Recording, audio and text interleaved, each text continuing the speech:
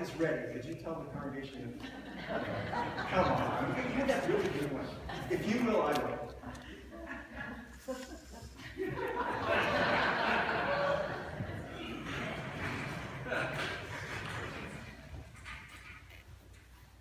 We have a signboard in the church in Boulder Creek that always puts up a provocative sign. Last week the sign was, "The trouble with political jokes is sometimes they get elected." If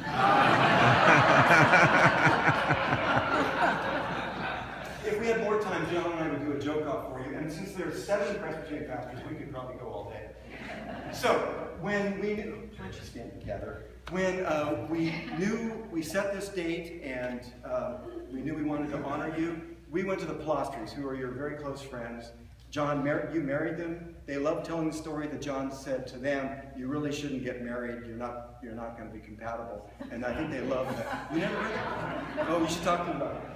So we asked John and Robin to be the gifters. And so they are in Great Britain, they're in British Columbia, and they send this video. Okay, here we go. May it work. Good morning, John and Susan. Today your church family celebrates the two of you and the countless ways your presence over all the years has impacted us individually and as an institution. John, your thoughtful, enthusiastic preaching has made Scripture real and applicable in our lives and in our time. What a gift it's been to be the beneficiary of your superb teaching skills. You've provided spiritual guidance for most of us here, and we are really grateful for your insights and the invitation for growth. Susan, you are simply the best prayer warrior we know. Your steadfast faith in the power of communion with the Holy One has provided an inspiring model for all of us to emulate. You've taught us how to pray with our whole hearts and clear focus, and ultimately to trust in the wisdom of the answers that God provides. Many others will be showering you with love, blessings, and gratitude today, and we are heartbroken not to be there in person. But it is our great privilege to be able to present you with this gift and these wishes on behalf of the entire congregation. May it remind you that the beauty of living things is made all the more beautiful by time and nature, especially when seen through the eyes of love. May you feel the love we all give you today in honor of everything that you have given us. Blessings you too.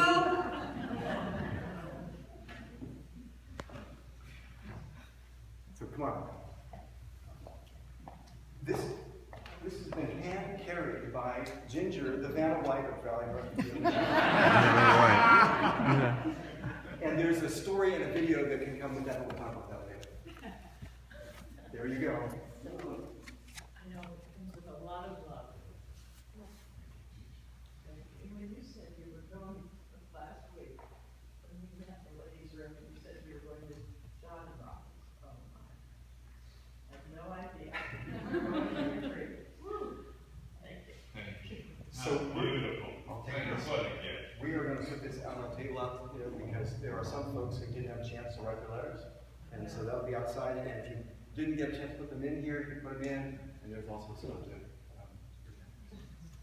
Mark asked me and gave us the privilege of selecting the hymns today. So we began with "How Firm a Foundation You Saints of the Lord are laid for the strength in His excellent word." And we conclude with "There's a wideness in God's mercy." And I've said for a long time, I think I probably got this from Ed Monroe, that the people come for the window, they stay for the people. I've said that for years. Last Sunday, Susan and I were melting in tears by that tiller back there, thinking next week, today is going to be it.